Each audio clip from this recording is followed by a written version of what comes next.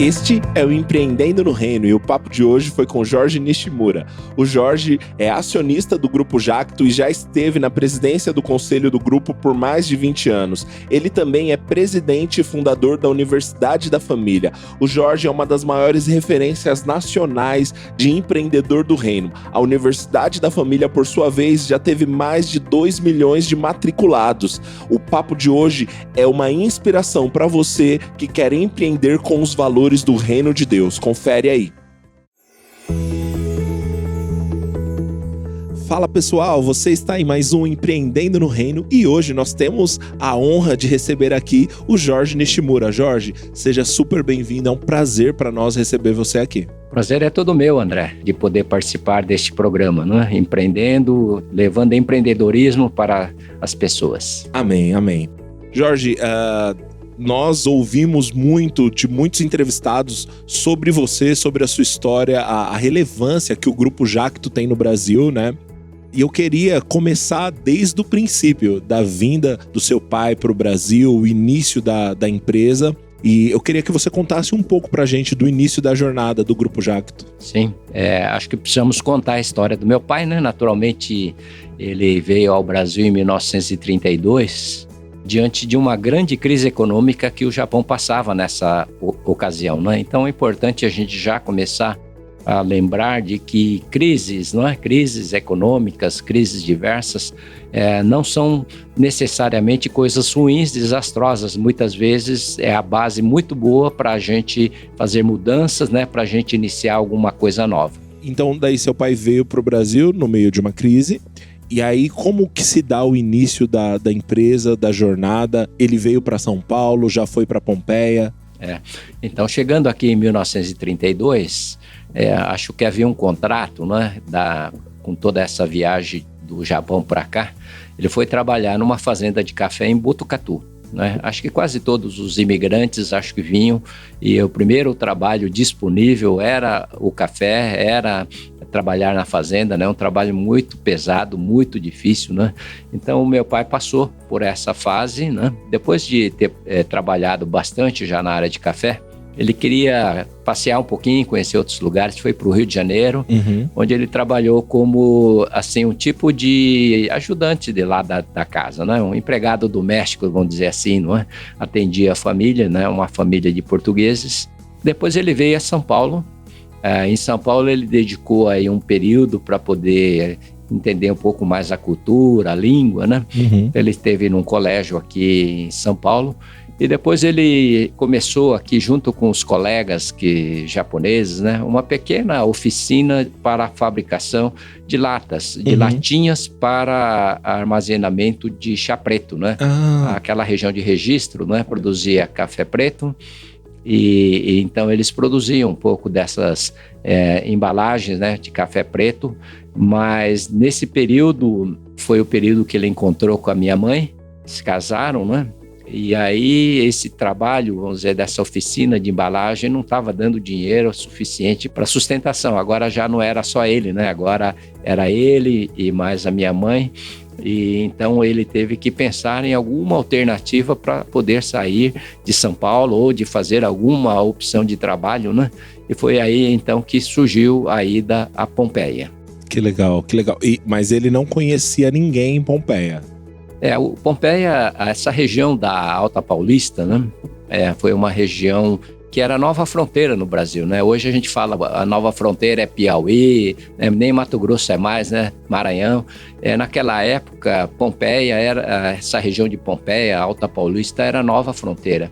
As pessoas saíam daqui e iam desbravar basicamente as florestas, né? Ali na região, para fazer agricultura. E esse foi, Pompeia foi basicamente, vamos dizer, o lugar da nova fronteira onde meu pai foi para lá, né? Entendi.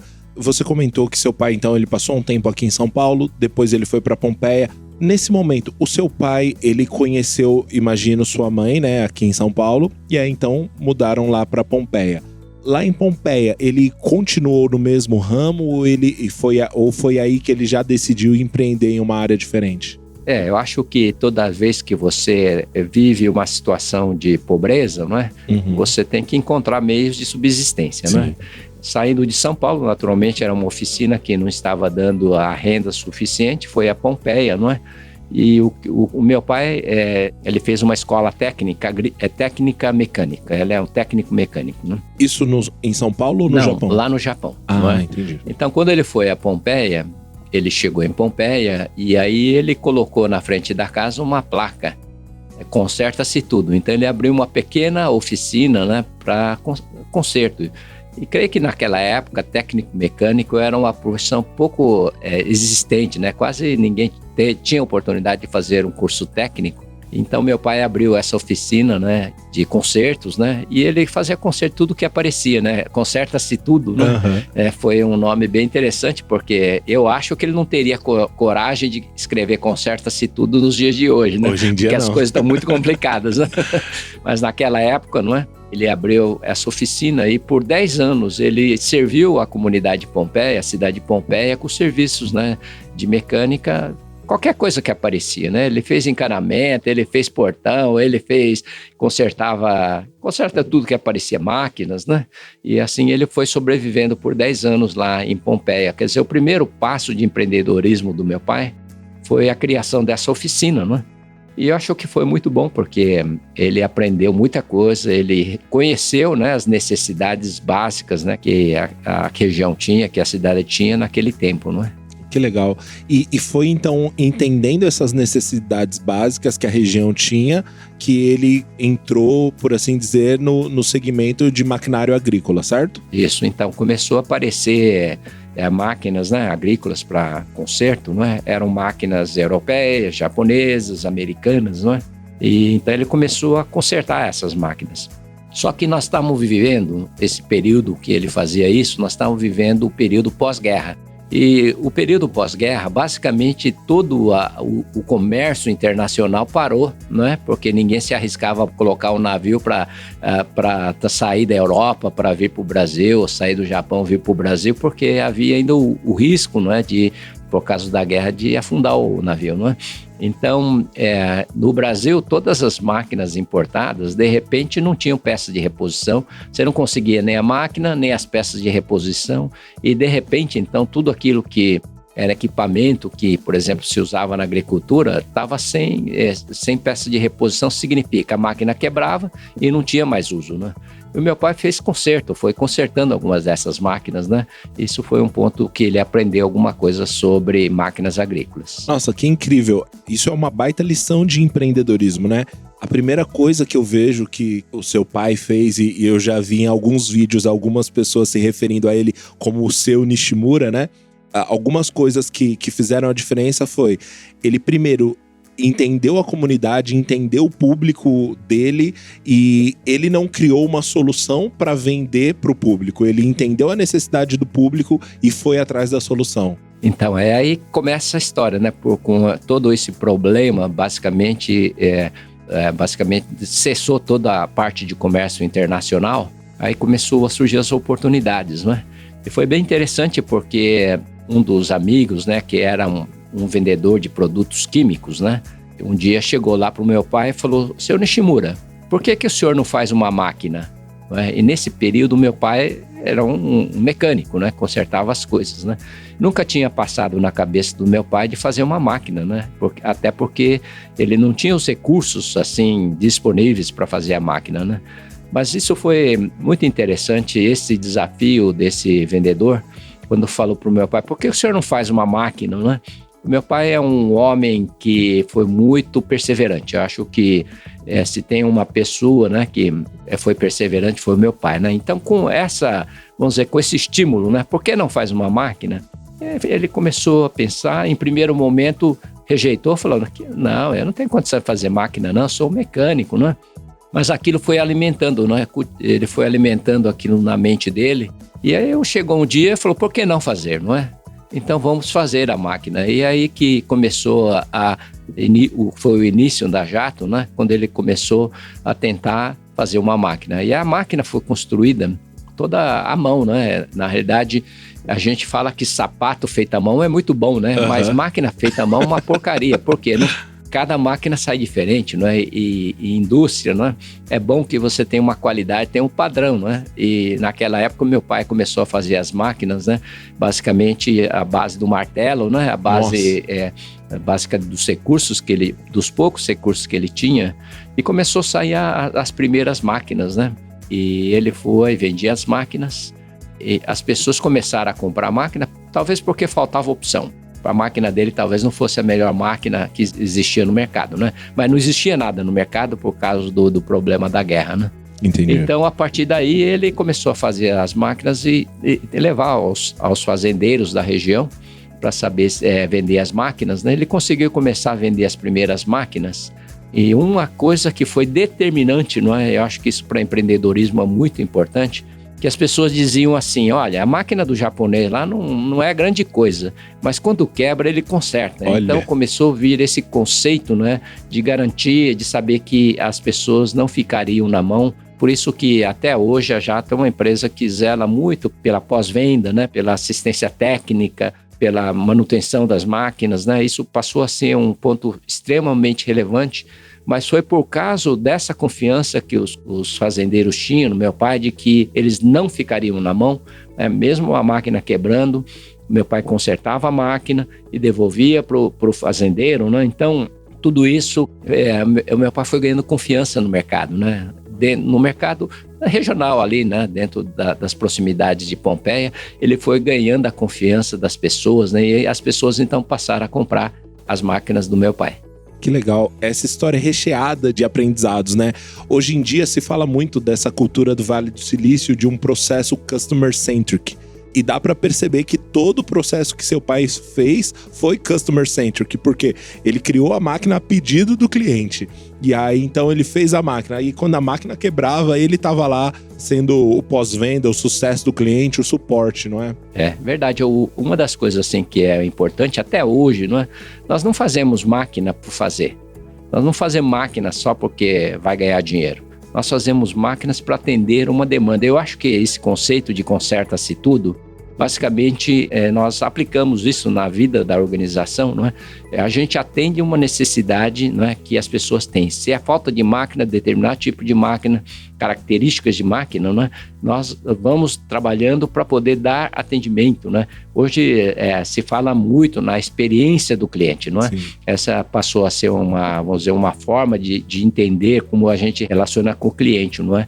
E uma das formas é que os agricultores, né, fazendeiros daquela época tinham com meu pai, essa experiência do cliente de saber que a máquina que teria suporte, que a máquina iria funcionar e atender os seus objetivos, mesmo quando tivesse problemas, né, ele seria consertado e seria útil, né, para a aplicação, né, dentro da sua propriedade. Que legal, incrível a jornada.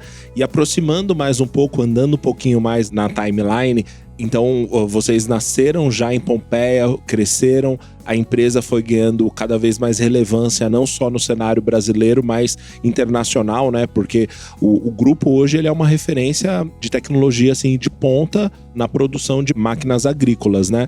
Quando foi essa virada de sair da empresa do seu Nishimura para se tornar essa referência?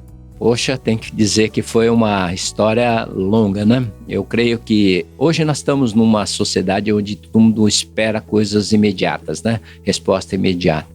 Dentro do processo de empreendedorismo, né? Nós temos histórias, né? Do Silicon Valley, do cara que de repente explodiu, né? Mas no modo geral, o empreendedorismo é uma construção tijolo a tijolo.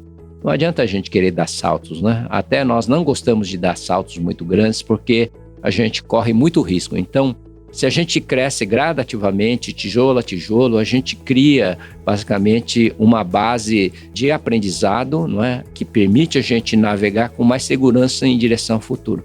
Portanto, eu acho que assim que o crescimento, a gente não precisa e nem deve esperar um crescimento explosivo. Eu acho que a gente tem que crescer. Crescimento é muito importante, tá? Daqui a pouco a gente vai falar sobre isso. Ótimo.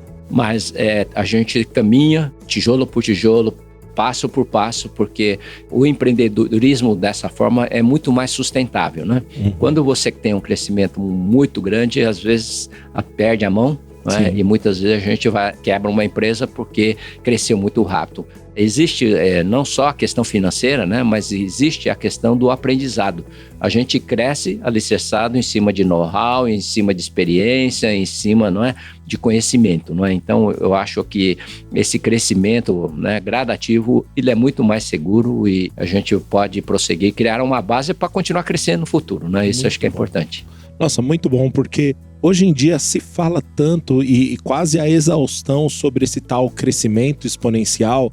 E é tão bom ouvir de você, olha, crescimento é importante, mas solidificar esse crescimento é igualmente importante. Eu creio que minha geração precisa ouvir mais sobre isso, porque às vezes a gente ouve a história do menino que começou a programar com 9, 10 anos de idade, aos 14 anos fez o primeiro milhão e aí vendeu a empresa para o Google aos 19 anos. E só que às vezes essa pessoa mesmo ela não tem estrutura para aguentar esse crescimento, não é verdade? É verdade. Eu acho que a gente tem que pensar, não é, com uma visão de longo prazo, né, de crescimento sustentável ao longo do prazo. Dentro da minha visão de futuro, não é, a gente não fica esperando, não é, encontrar alguma coisa explosiva, não é? O que é importante para nós é a gente ter sustentação. Não é? A empresa precisa existir hoje, amanhã, no futuro, não é? De forma que a gente consiga criar uma história, né? A Jato é uma empresa de 3 gerações hoje já, né? Tá na 3ª geração. São 72 anos de empresa, né? 73, né? 73. Então, é muito importante a gente ter visão de longo prazo e não só ficar pensando no curto prazo. Porque aquilo que cresce muito rápido tem a chance também de desaparecer. Essa área de tecnologia, né, que a gente vê hoje, né, a gente só vê o lado bonito da história, né? Mas quantas empresas que se empreenderam no passado, que cresceram igual um rojão e hoje nem existe mais. Tem um monte, não duraram uma geração. Não é? Então, o que é importante para nós é a construção de um legado sustentável, não é? Que vai abençoar a nossa geração, vai abençoar a geração seguinte, vai abençoar a 3ª e a 4ª e a 5ª geração. Eu acho que a palavra de Deus, ela traz esses recados, né? Que a gente seria abençoada através das gerações, de geração em geração em geração, não é? A gente estaria caminhando com prosperidade e sustentabilidade ao mesmo tempo. Muito bom. A Bíblia diz, se eu não me engano, em Provérbios, que o homem justo deixa a herança para os filhos e para os filhos de seus filhos, né? E é justamente o que o grupo está fazendo e é uma referência nacional no que diz respeito à sucessão familiar. Todo mundo fala sobre a jornada de sucesso de vocês. Inclusive, já entrando nesse tema, quando foi a transição que seu pai deixou a liderança da empresa e, se eu não me engano, seu irmão assumiu a liderança da organização? Deixa eu trazer ainda sobre o tema anterior. Fica à vontade. Não é? Eu aprendi com o pastor Kikuchi. Pastor Kikuchi, falecido já, né? Um pastor muito simples, mas com uma sabedoria tremenda, né? E ele dizia o seguinte, que o sucesso da vida das pessoas, elas precisam ser medidas através de 3 gerações. Então, o meu sucesso, eu posso ser bem sucedido, mas o meu sucesso, ela tem que aparecer na vida dos meus netos, né? Uau. Se os netos forem bem sucedidos, eu vou poder dizer que eu fui bem sucedido ou tive sucesso pleno, não é? Então, isso é uma figura extraordinária, porque a Bíblia fala o tempo todo, né? Geração, sempre fala da 3ª geração. Fala do pai, do filho e do neto. Sempre, não é? Então, o sucesso precisa ser olhado sobre essa ótica, não é? Em que o meu sucesso, na verdade, ela vai ter que aparecer através da vida dos meus netos. É isso que é o pleno e verdadeiro sucesso, né? Se eu conseguir desenvolver uma coisa fantástica, maravilhosa, né? Tudo bem, eu acho que tá bom, todo mundo vai bater palma, todo mundo vai elogiar, mas se morrer na sua geração, na geração seguinte, na realidade a gente tem que dizer que esse sucesso não foi inteiro, foi um sucesso curto, né? Por isso que hoje nesse modismo, né, do empreendedorismo, dos caras querer unicórnio, tudo, ok, isso pode acontecer com o outro, né? Mas o que eu acho que é melhor para os empreendedores, ele ter essa visão de longo prazo, de gerações, porque eu creio que a gente muda toda a nossa forma, a mentalidade que a gente tem, a gente muda, não é? E isso é muito bacana. A gente vai preparando, agora mesmo nós estamos começando a pensar como é que nós vamos preparar a 4ª geração. São crianças, né, de 10 anos agora, já está entrando na nossa agenda, no nosso radar, que temos que trabalhar a preparação dessa nova geração. Sensacional, sensacional. Opa, peraí. Olha só, não sei se você sabe, mas essa temporada do Empreendendo no Reino tá indo ao ar com o patrocínio da Bluefields Aceleradora. A Bluefields Aceleradora foi a primeira aceleradora de negócios voltada para negócios do reino na América Latina. Sim, eles são os caras. Então, se você quer entender mais sobre Kingdom Business e sobre tudo que a gente está falando nesse episódio, vai lá nas suas redes sociais e busca a Bluefields Aceleradora, que você vai ser enriquecido de conhecimento e vai sair de lá conhecendo a vontade de Deus para o seu negócio. Agora, bora tocar esse episódio aí. Então, avançando nesse ponto aqui, a gente ia falar sobre a transição, né? A primeira transição da primeira geração para a segunda. Então, meu pai fundou a empresa em 1948. Ele liderou a empresa até 1979. E é bem interessante, né, que a entrada dos filhos, né? Teve uma passagem muito curiosa da vida do meu pai, né, que ilustra muito bem a importância disso. Meu pai, quando ele começou a jato, né, o trabalho nessa época não tinha maquinaria, não tinha coisas automáticas, né, era tudo feito na base da força humana, do braço, né. E então meu pai chegou uma hora que ele estava meio fatigado já de tanto trabalho que ele tinha que fazer. E um dia ele chamou os filhos, né? Eu era muito pequenininho ainda, eu sou mais novo, né? Então era bem pequeno. Mas ele chamou os filhos e disse, olha... E ele sacou um raio-x, né? Um exame de raio-x e mostrou para os filhos, né? Os filhos tinham o quê? 15 anos, 16 anos, eram adolescentes. Ele mostrou esse raio-x e disse, olha, papai não sabe se vai viver muito tempo não, né? Mostrando o raio-x. Então quero fazer uma pergunta para vocês, filhos, né? Vocês querem continuar ou vocês não quiserem, a gente pode vender a empresa, não é? Mas se vocês continuarem, tudo bem, a gente vai continuar, né? Esse foi um momento, assim, bem clássico da nossa história, né? Eu não sei se ele tem algum problema, para falar a verdade, mas eu acho que ele deve ter chantageado um pouco. Achou uma chapa de raio-x. Ele achou lá e falou, olha, apesar de que meu pai tinha algum problema, às vezes, no passado, na área pulmonar, né? Então, a partir daí, os filhos disseram, sim, papai, nós vamos voltar e nós vamos trabalhar.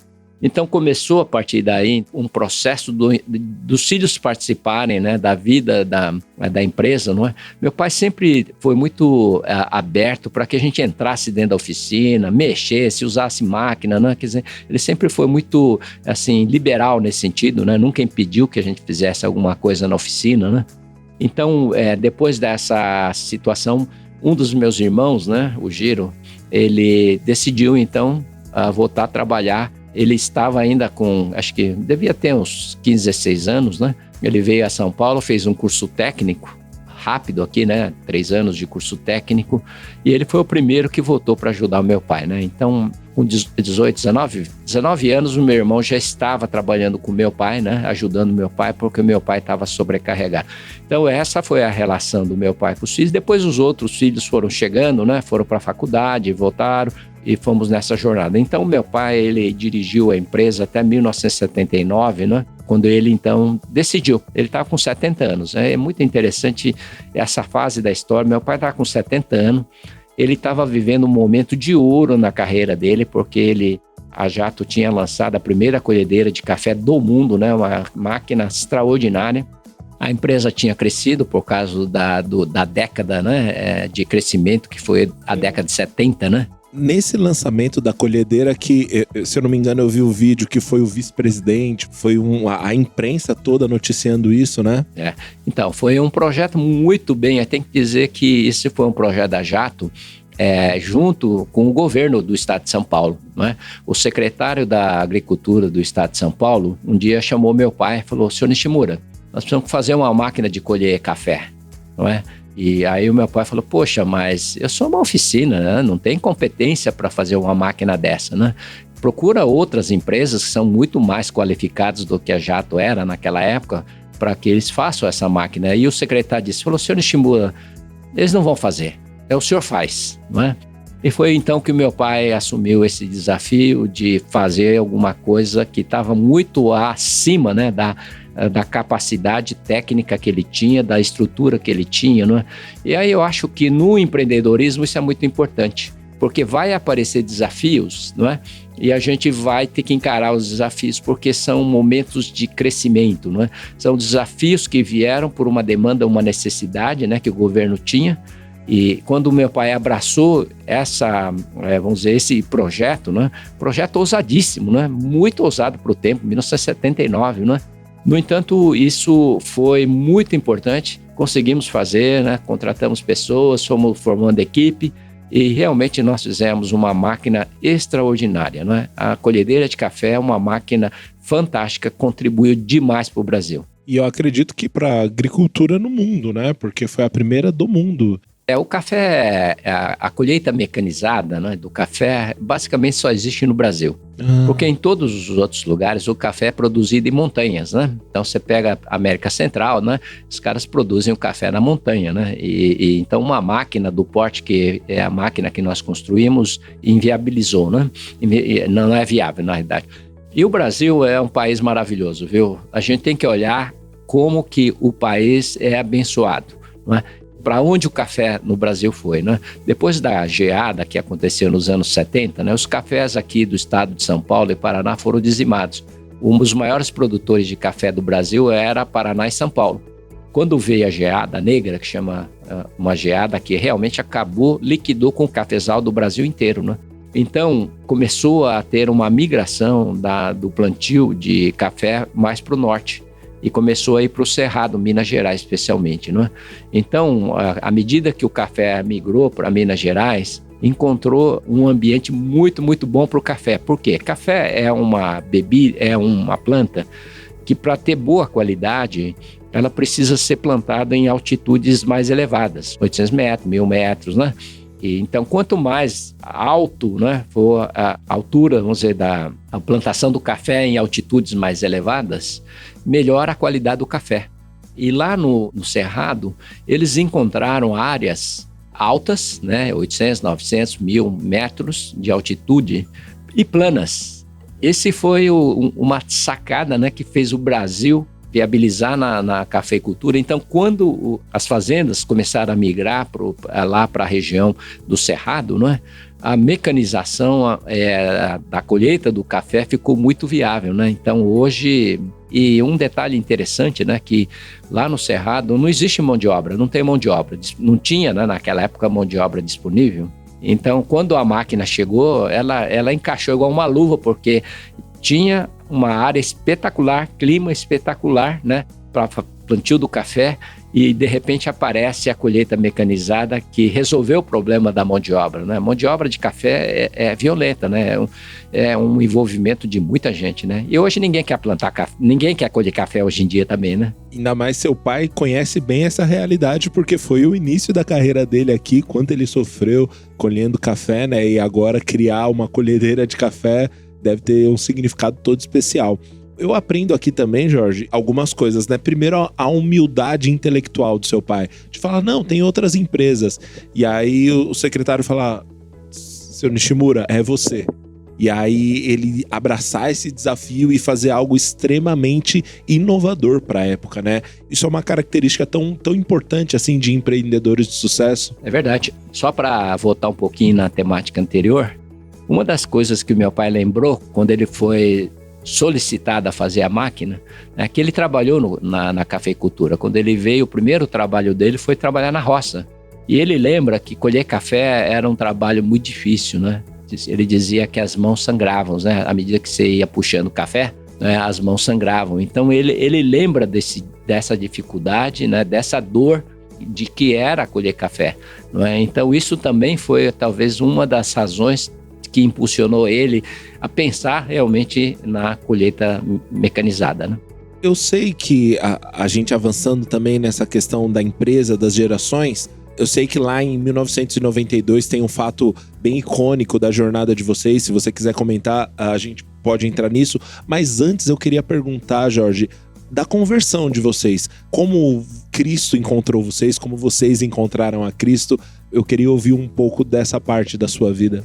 Acho que é uma parte curiosa, né, da nossa vida de família, é que meu pai, quando veio para o Brasil, ele passou por uma escola preparatória, né, era uma missão, E lá ele foi, e onde ele recebeu orientações, um pouco da cultura, um pouco da língua, mas era uma organização cristã. E essa organização cristã preparava os jovens japoneses pobres para a imigração, né? E lá eles ensinavam a Bíblia, né? A Bíblia. Então, meu pai, quando chegou no Brasil, ele veio através dessa organização chamada Rikokai Foundation.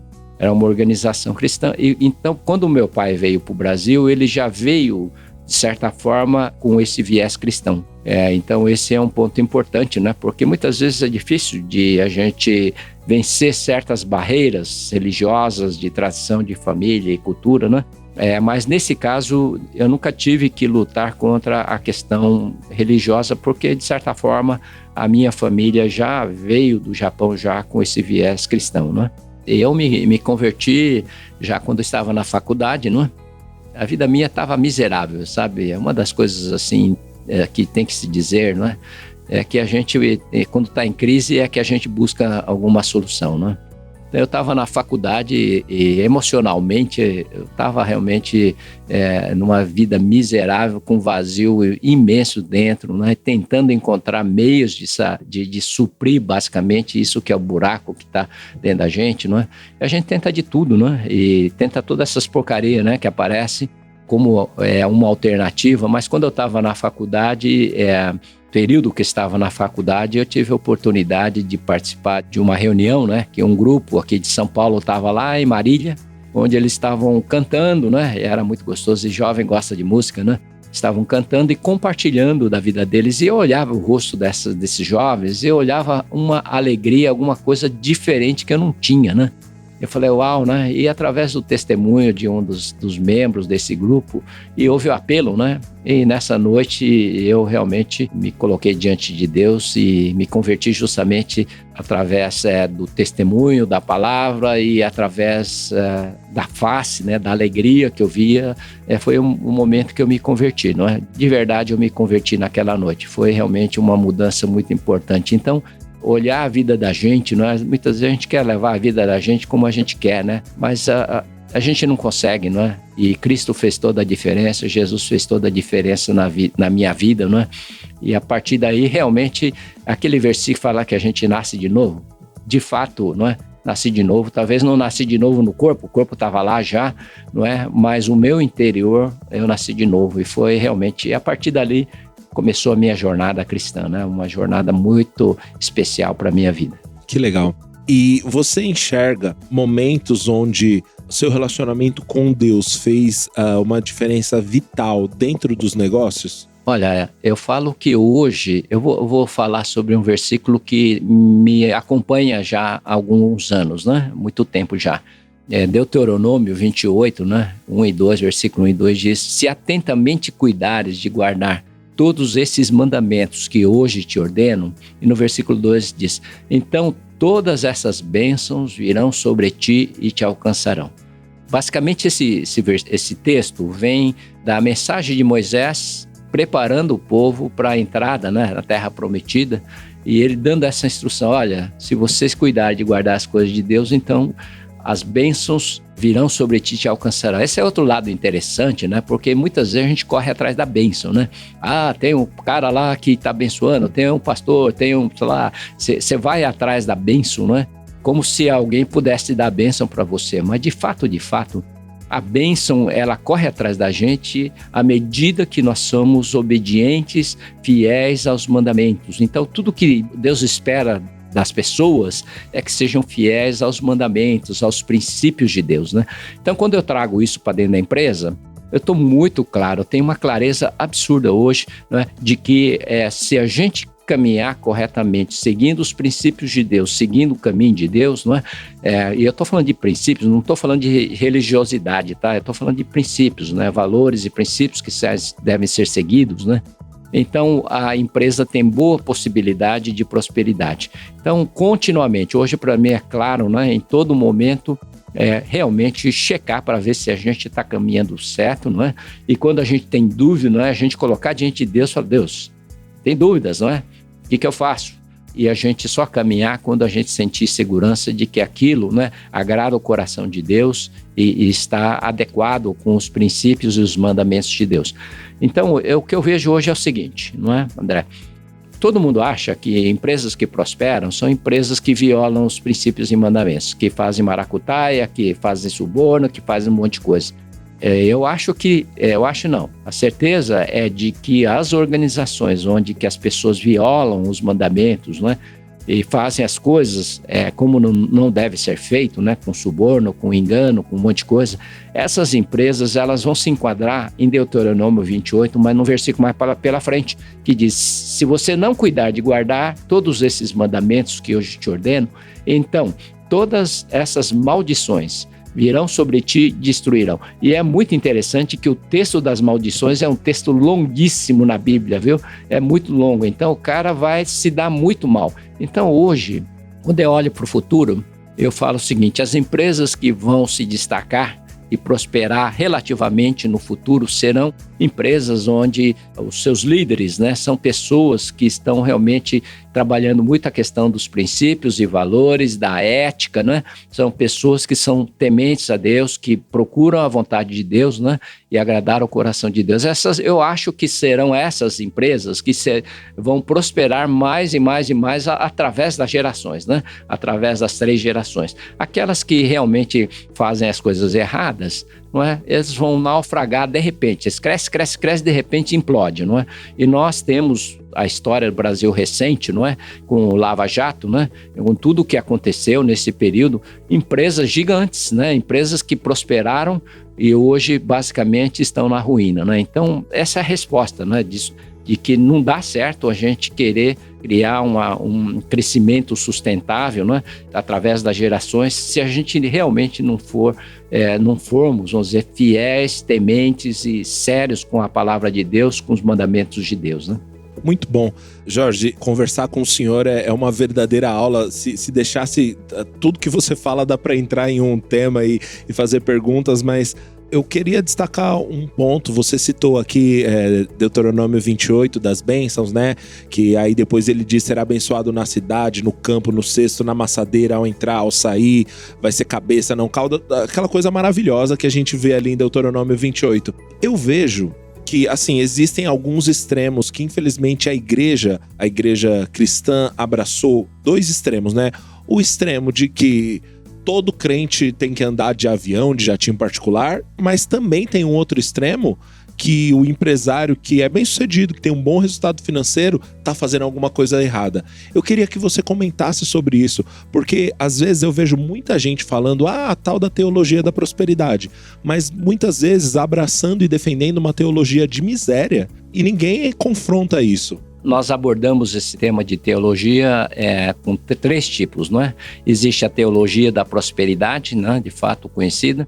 Existe a teologia da pobreza, né? Que pobre que é bom, pobre que é santo, não é? E isso foi muito forte, né? Por um período, né? E talvez até hoje. Mas o que nós abraçamos é a teologia da mordomia. Nós não somos donos de nada. Nós estamos aqui temporariamente administrando alguma coisa que Deus nos confiou. Então eu caio um pouquinho na parábola dos talentos, né? Deus vem e o Senhor vai lá e dá um talento para um, 2 para outro, 5 para outro, não é? E cada um vai trabalhando e depois de um certo tempo vai ter que prestar conta, não é? E a teologia da mordomia, vem o que tinha 2, fala: o Senhor me deu 2, aqui tem mais 2, não é? E aí o Senhor fica muito contente, muito bom, servo bom e fiel, né? Foste fiel no pouco, no muito te colocarei. Assim dos 5, mesma coisa, mas aquele que tinha um só, né? Falou: olha, eu fiquei com medo, enterrei, não é? Então aí o Senhor falou: você foi um servo mau e negligente, então agora eu vou pegar o que eu te dei e eu vou dar agora para quem tem 10, né? É interessante esse lado. Então a perspectiva que nós temos que ter, não é? É sobre a mordomia. O Deus é dono de tudo. Então Deus vai dar para quem Ele quer dar. E naturalmente, não é? Olhando sobre a ótica de Deus, Deus está certíssimo. Para quem que a gente vai dar? Para o cara que vai desperdiçar ou vai perder aqueles, não é? Então essa teologia da mordomia é esse sentido. Nós não somos dono de nada, nós estamos cuidando das coisas de Deus aqui na terra. Temos um período temporário aqui, mas enquanto nós estivermos à frente, nós vamos trabalhar seriamente com fidelidade para multiplicar isso, não é? E isso é um ponto importante, não é? Multiplicar é ruim. Muitas vezes a sociedade enxerga que as pessoas que prosperam enxergam muito mal as pessoas que prosperam, as pessoas que ficaram mais ricas, né? Eu falo que é rica, mas não é rica porque nada é nosso, não é? Tudo é Senhor. É do Senhor. Rico ficou mais as coisas do reino, né? E não a nós, né? Então, eu acho que isso é uma abordagem muito importante, porque a gente vive essa questão, vamos dizer, ideológica também, sim, né? De tirar de quem tem para dar para quem não tem, né? Eu acho que a palavra de Deus, olhando a parábola do talento, não foi com essa visão, né? A ideia, ok, temos que ajudar os pobres, temos né? Temos que participar da sociedade, temos, né? Mas a ideia básica que Jesus ensinou falou, olha aqui, a gente vai valorizar aqueles que zelam bem pelo que foi confiado, que multiplicam, né? E fazem isso de uma forma muito fiel. Muito bom, muito bom. E esse senso de mordomia também aumenta o nosso senso de responsabilidade, né? Se a gente o tempo todo estiver consciente que o Senhor que é o dono desse recurso em breve virá e vai pedir uma prestação de contas, a nossa forma de administrar esse recurso que não é nosso muda completamente. Isso ajuda muito, né? Eu tive à frente liderando a família na empresa por quase 20 anos, né? Muda toda a forma de pensar, né? Ok, eu vou fazer uma viagem, eu vou de primeira classe? Poderia até ir, não é? Eu talvez teria até direito, né? Falei, mas peraí, isso faz sentido para a empresa ou não faz sentido? Não é? Então, eu tenho uma posição, falou, enquanto os meus subordinados, aqueles vendedores que estão viajando pelo mundo afora, os gerentes que estão viajando pelo mundo afora, se eles estão indo de classe econômica, né? Então não faz sentido eu ir de uma categoria superior. Eu não sou superior, eu sou igual a todos, né? Ok, eu acho que a posição da gente, a gente tem certos privilégios, né? Sim. Poder andar com um carro, ter uma casa, mas a gente faz isso com muita responsabilidade. Nós não gastamos dinheiro, né, à toa, porque esse dinheiro não é nosso, o dinheiro pertence ao Senhor. O Senhor permite que a gente tenha uma vida, que a gente possa usufruir certas coisas? Certamente, Deus nunca se opôs a isso, né? Mas eu acho que o exagero, eu acho que a gente começa, o Senhor vai olhar tudo isso e falar, não, isso aqui não concordo porque está exagerado, né? Então a gente tem que saber encontrar esse balanço, né? E quanto mais próximo a gente tiver da humildade, da simplicidade, vai ser melhor. Ótimo. Você falou, Jorge, que você ficou na liderança, né, da família ali, você presidiu o conselho, né, durante 20 anos, e aí então surge a Universidade da Família nesse tempo, se eu não me engano, no início da década de 90, né?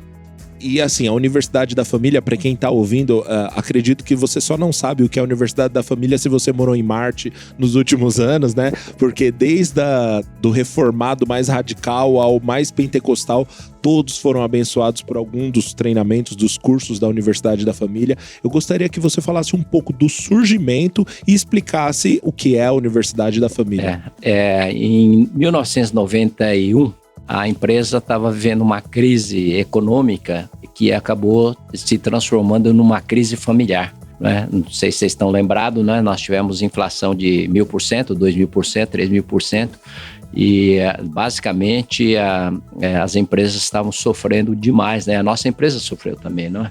Então, nesse período de crise, né, outra vez aparece a palavra crise, né? E eu falo que as crises é uma grande oportunidade para você recomeçar ou rearrumar, né, o destino.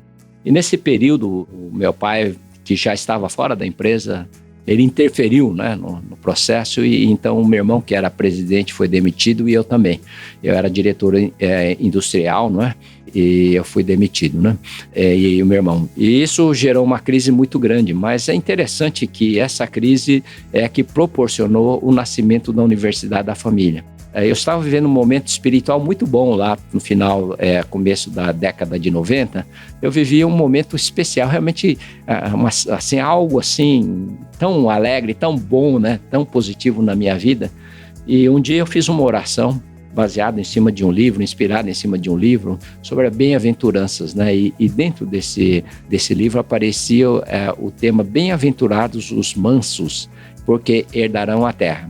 Mateus 5:5, né?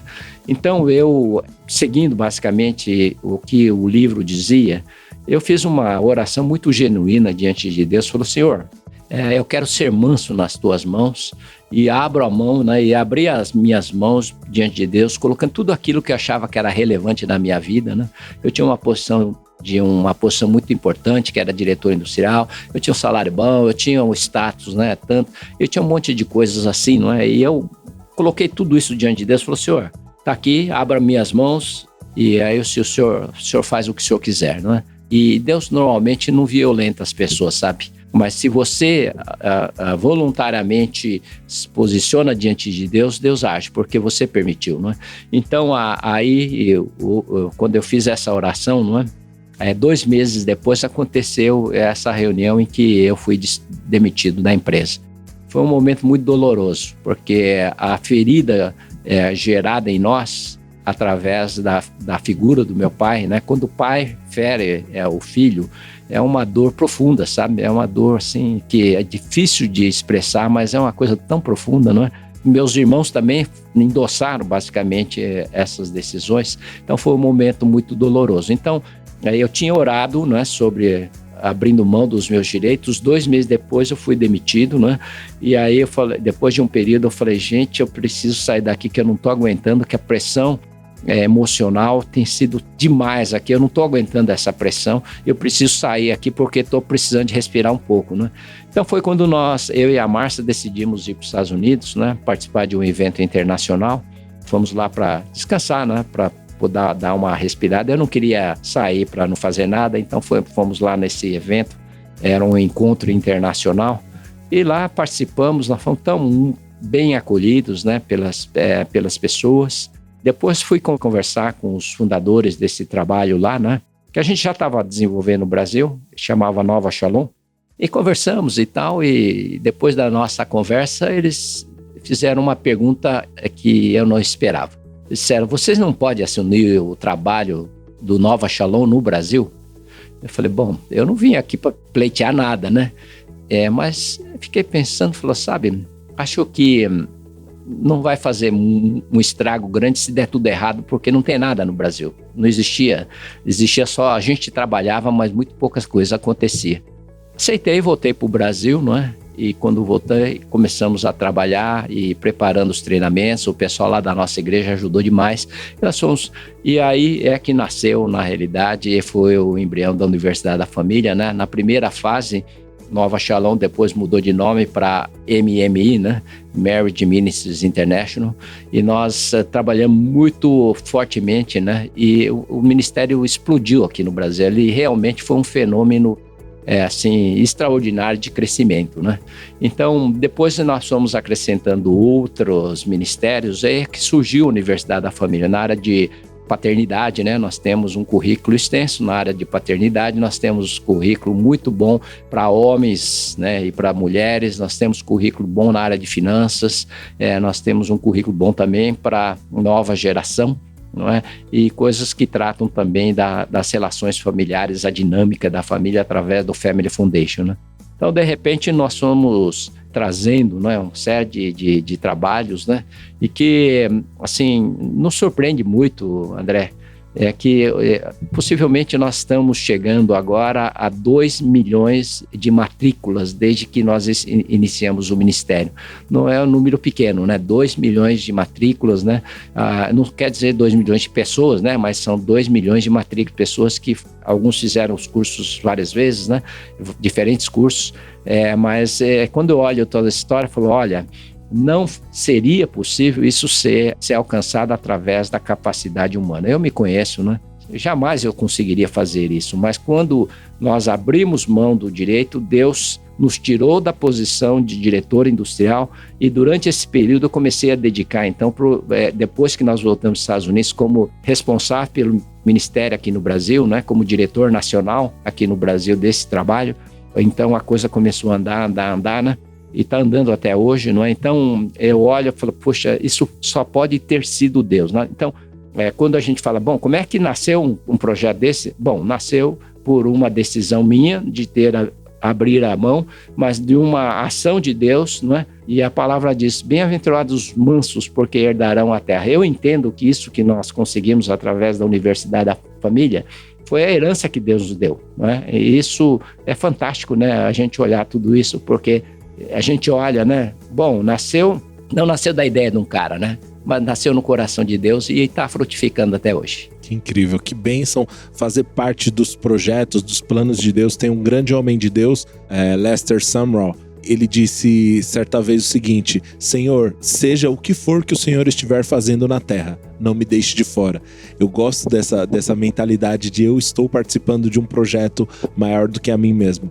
Eu queria que você falasse, hoje qual é a relação da Jato com a Universidade da Família? Acho que a relação, vamos dizer, o trabalho começou com... eu e a Márcia começamos o trabalho, né? Não teve nenhuma, assim, uma influência da Jato no direcionamento, existe um monte de apoio, né? Nós usamos a estrutura da Jato, recursos que a Jato tem nos proporcionado, né? Para fazer um monte de coisa, mas a Jato nunca interferiu absolutamente em nenhum momento, né, na trajetória ministerial, né? Mas eu falo que hoje, não é, tenho conversado sobre isso esses dias, né? Qual foi a influência do ministério na Jato? Foi muito grande. Uau. Foi excelente, não é? Porque eu acho que a gente não estaria na posição que a gente está hoje se os princípios que nós aprendemos dentro da Universidade da Família não tivesse dentro da Jato e fosse aplicado dentro da Jato, dentro da nossa família, né? E do outro lado é verdadeiro também, não é? A influência da Jato na Universidade da Família foi enorme. Foi da Jato que eu capturei uma série de ferramentas, gestão, visão de finanças, todas essas coisas que nós desenvolvemos na empresa, eu trouxe para dentro da Universidade da Família. Então, eu creio que foi assim, ações que se complementaram e todo mundo saiu ganhando por causa disso, né? Isso foi extraordinário, né? Que essas coisas tenham acontecido como aconteceu. Sensacional. E até pensando nessa questão da lei do plantar e colher, né? A Jato plantou a estrutura inicial ali para a Universidade da Família e tem colhido uma cultura incrível que é gerado dentro da Universidade da Família, né? Então, aí entra outra vez, né? Aquele versículo de Deuteronômio 28, né? Se atentamente cuidares de guardar todos os mandamentos, né? Então as bênçãos virão sobre ti e te alcançarão. Eu creio que começa a fazer sentido que a empresa precisa, né, de entender quais são os princípios, né, quais são os mandamentos para que a gente possa usar. Deixa eu falar uma coisa aqui, André, que eu acho que é importante. Sabe, no tempo de empreendedorismo, a gente está sendo muito influenciado, não é? Com eu posso, eu quero, você é o cara, você... Sabe, na minha vida funcionou diferente. O dia que eu decidi de não ser o cara, né, porque eu queria ser o cara também, sabe? O dia que eu decidi não ser o cara e dizer para Deus, Deus, eu me submeto ao Senhor. O Senhor é meu Senhor, não é? E quando eu me coloquei na posição abaixo do Senhor, as coisas começaram a acontecer, as coisas começaram a prosperar. Enquanto eu tentei, na realidade, né, ser o cara de conquistar, de ser o empreendedor, de ser o gestor, essas coisas não funcionaram muito bem, né? Mas começou a funcionar maravilhosamente bem quando eu falei, olha, não dou conta não dou conta das coisas, eu quero me submeter ao Senhor Jesus, não é? Então eu me submeto ao Senhor e fico às ordens do Senhor para que Ele faça o que Ele queira fazer através da minha vida. Se eu tiver o privilégio de poder alinhar com a vontade de Deus, né, e poder executar a vontade de Deus, esse é o melhor dos meus mundos, né? E foi a partir daí que eu encontrei alegria, felicidade, propósito, não é? E prosperidade. Isso que é outra coisa importante, né? Eu não teria prosperado se fosse tentar ser o cara, sabe?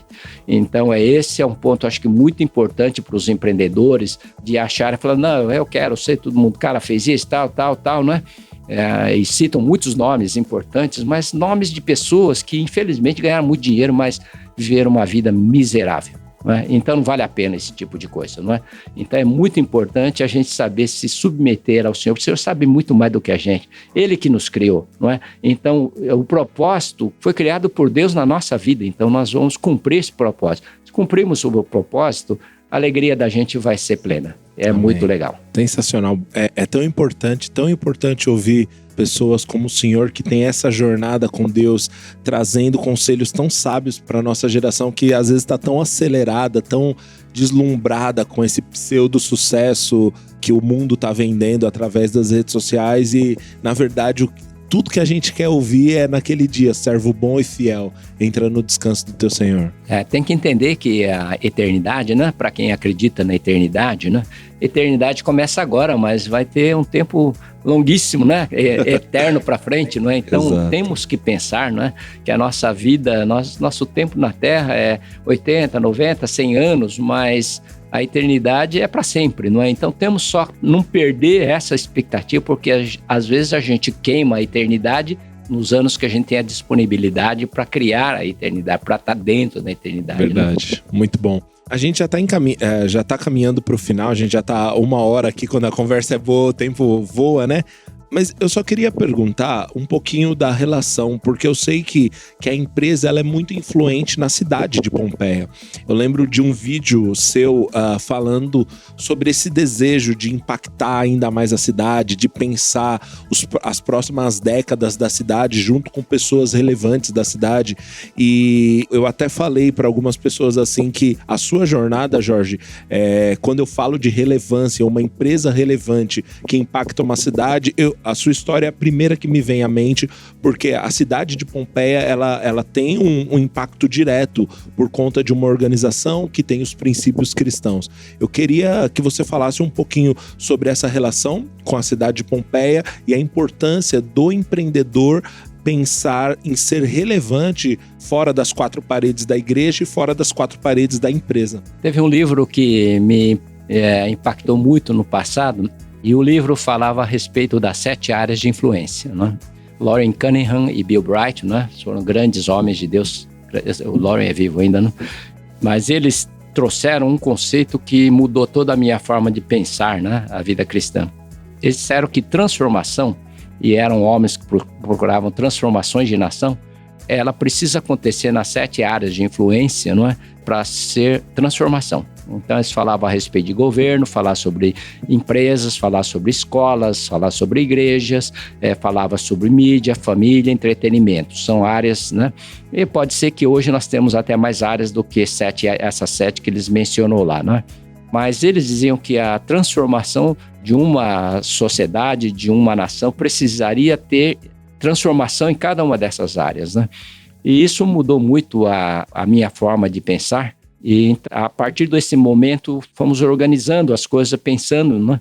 E como eu sou um cara muito privilegiado, porque através da minha família eu tenho acesso a muitas áreas, né?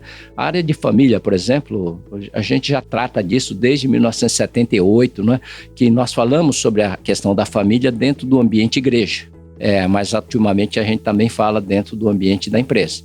A questão da empresa familiar, nós somos um dos maiores defensores da empresa familiar aqui no Brasil hoje. A importância da empresa familiar, né? E educação, nós temos lá a Fundação Shunji Nishimura, né, que é um complexo educacional muito, muito bom, né, e nós aprendemos muito através disso. Então, assim por diante, tenho o privilégio de estar em diversas áreas de influência, não é?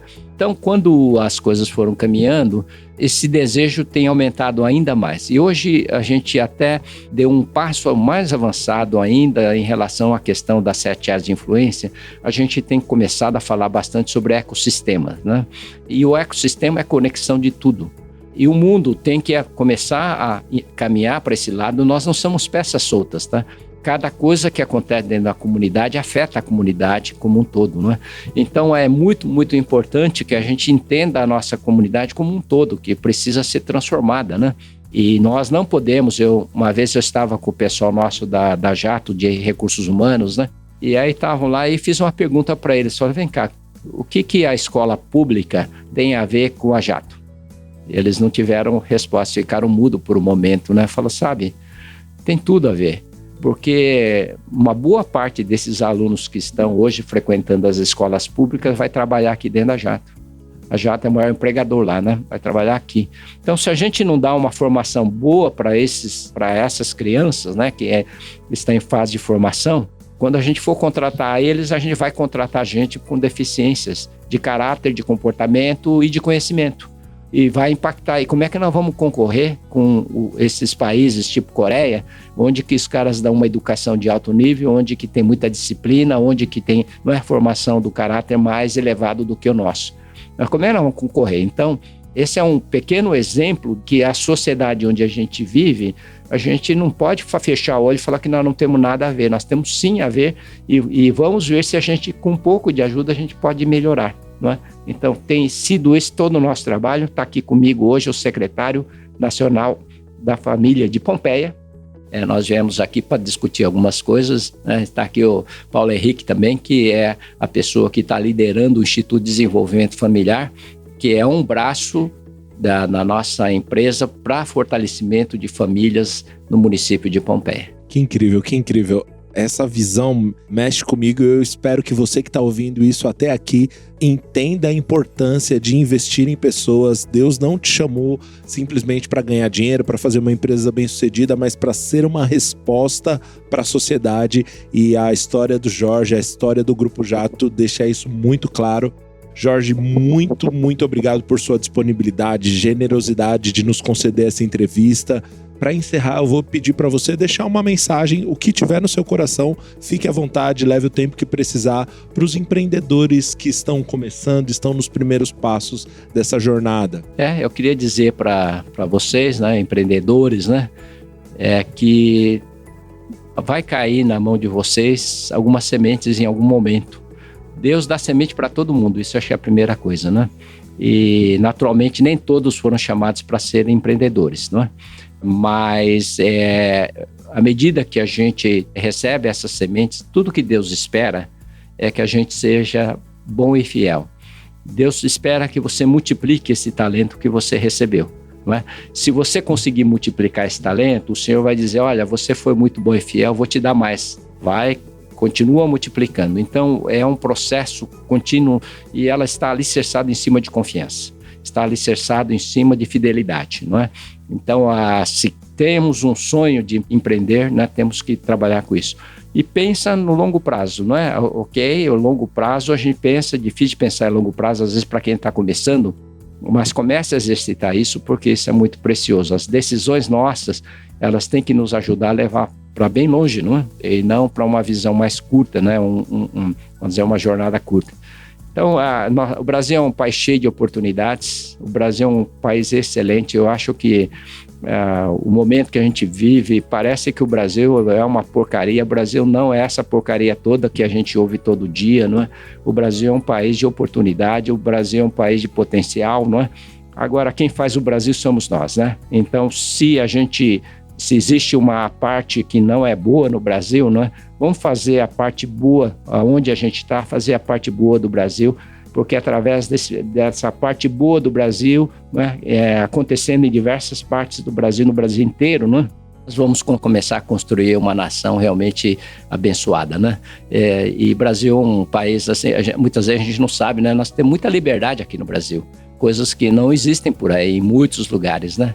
Então aproveite, né? O Brasil é um país empreendedor, o Brasil é um país de oportunidades, não é? E eu acho que a questão básica é o quê? Vamos dando o nosso passo, né? Passo a passo, aprendendo e crescendo. Abraços a todos.